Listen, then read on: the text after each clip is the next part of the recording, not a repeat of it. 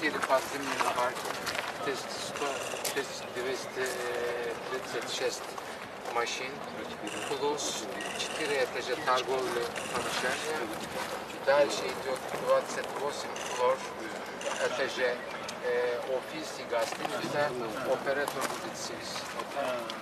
А здесь 37 этажей бизнеса? Нет, резиденция. Апартамент. Да, это здание, это замечательное место находится сейчас. Самые высокие здания в Бишкеке и Кыргызстане.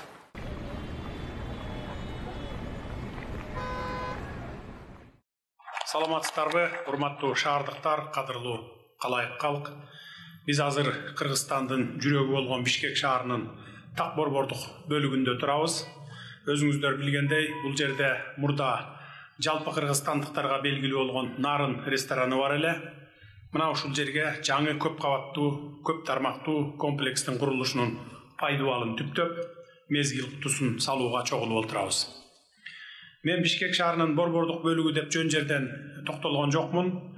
Себеби бүтүндөй бир эгемендүү мамлекеттин борборунун чок ортосуна курула турган курулуш борбор калабызга көрк берип, заманбап дизайны менен айырмаланып, шаардыктарга ыңгайлуу шарттары менен жайлуу бир имарат боло турганын баса белгилеп айта кетейин. Көп тармактуу комплекс дегенибизде анын ичинде мейманкана бөлүгү менен кошо жеке ишкерлер үчүн жайлуу кеңселер, соода жүргүзүүгө ыңгайлуу жайлар да болот. Ал эми азыр бардык эле жерде талап кылынып, стандарт болуп калгандай, имараттын алдыңкы кабаттары автоунааларга токтотмо жайлар болорун айтып кетүүбүз абзел. Шаардык бийлик өз чарбачылыгында мындай комплекстин көрүнүшүнө жер шартынын ылайыгына талдоо жүргүзүп, сейсмикалык туруктуулугуна чейин кеңешип кесип, имараттын курулушун колдоо боюнча бир чечимге келди деп ишенебиз.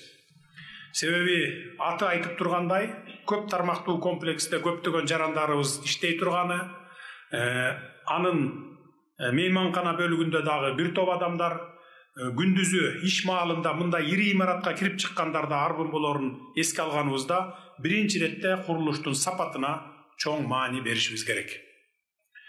Бүгүнкү күндө өлкөбүздө ушул сыяктуу бир катар курулуштар жүрүп, курулуш тармагында өнүгүп өсүү ыкчам темп менен баратат. Мен өткөндө дагы айттым эле, бул ирет дагы айта кетейин. Өлкөбүзгө инвестиция салып, курулуш курам деген ички сырткы инвесторлордун, ишкерлердин баарына кайрылат элем. Деги эле биздин мамлекеттик саясатыбыз инвесторлордун өлкө аймагында ийгиликтүү иш алып барышына жагымдуу шарттарды түзүү болуп саналат. Мына ошондуктан кайсы гана тармакта болбосун, бизде ишкердик кылууга ниеттенгендерге ар тараптан жеңилдиктер бар экенин эске сала кетейин.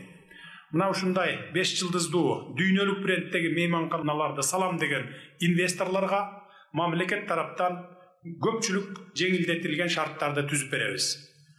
Себеби мына ушул сыяктуу 5 жылдыздуу мейманкананы салуу үчүн эле мына ушул мейманканага 321 миллион доллардын тегерегинде акча каражат сарпталат экен. Ошондуктан биз дагы мамлекет тараптан инвесторлорго колубуздан келген жеңилдиктерди берели деп жатабыз. Эң башкысы бизде туруктуулук орноду, жарандарыбыз өлкөдө туруктуулук болмоюнча алга жылуу болбостугун абдан жакшы түшүнүп калышты.